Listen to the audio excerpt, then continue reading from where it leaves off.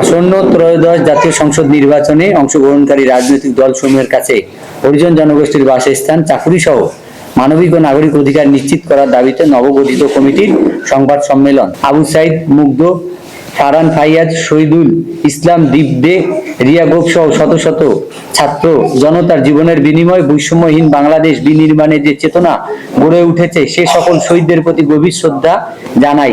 বন্ধুগণ, আজ স্বাধীনতার 54 বছর পরও জাতপাত, পেশা, ভাষা, সংস্কৃতি ও জন্মগত কারণে হরিজন দলিত জনগোষ্ঠীকে বৈষম্যের শিকার হতে হচ্ছে। এসব প্রতিকারের জন্য বিগত কোনো সরকারেই উল্লেখযোগ্য ভূমিকা রাখতে পারেনি। বর্তমান বৈষম্য বিরোধী অন্তর্বর্তীকালীন সরকারও দেশের গুরুত্বপূর্ণ বিভিন্ন বিষয় কমিশন গঠন করলেও হরিজন দলিত জনগোষ্ঠীর মানবিক মর্যাদা ও অধিকার রক্ষায় কোনো কমিশন গঠন করেনি। এর ফলে হরিজন জনগোষ্ঠীকে আবারও রাষ্ট্রীয়ভাবে অন্ধকারে রাখা হলো। হরিজন জনগোষ্ঠীর মানবিক নাগরিক অধিকার ও সামাজিক ন্যায় বিচার প্রতিষ্ঠায় সমাজের সর্বস্তরে ব্যাপক আলোচনা পর্যালোচনা হওয়া প্রয়োজন, যা বিগত কোনো সরকারই করেনি। মৌলিক অধিকার, শিক্ষা, স্বাস্থ্য, খাদ্য, বস্ত্র, বাসস্থান ও সামাজিক সাংস্কৃতিক অধিকারগুলো যা সব নাগরিকেরই প্রাপ্য, আমাদের জন্য তা এখনো নিশ্চিত হয়নি। অথচ মহান মুক্তিযুদ্ধ, 90-24 এর গণ অভ্যুত্থান সহ সকল আন্দোলনে আমরা ভূমিকা রেখেছি। করোনার মতো একটি অতিমারী দুর্যোগে আমরা জীবন বাজি রেখে কাজ করেছি। অথচ এদেশে বসবাসরত প্রায় 16 লক্ষ হরিজন জনগোষ্ঠীকে সামাজিক ও রাষ্ট্রীয়ভাবে মূলধারা থেকে বিচ্ছিন্ন করে রাখা হয়েছে।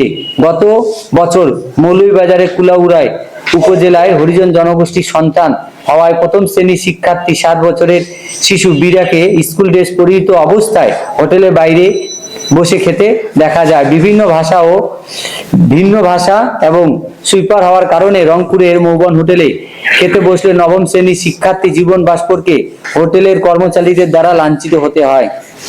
সান্তাহারে মিঠুন ভাস্কর হোটেলের এক কর্মচারীকে স্পর্শ করায় ক্ষুব্ধ হয়ে কর্মচারী তাকে মারধর করে।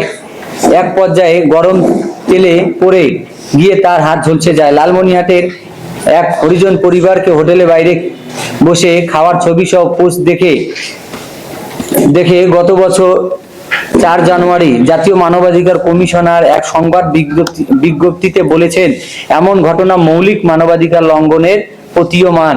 আরো বলেছেন, দেশ যখন স্মার্ট বাংলাদেশের রূপান্তরের স্বপ্ন দেখছে, তখন দেশে যে কোনো প্রান্তে বৈষম্যের এমন অভিযোগ অনভিপ্রেত ও নিন্দনীয়। কিন্তু এই বৈষম্য দূরীকরণে জাতীয় মানবাধিকার কমিশনের তেমন কোনো পদক্ষেপ চোখে দেখা যায়নি, না কোনো আইনি প্রয়োগ কিংবা জনসচেতনতামূলক কার্যক্রম।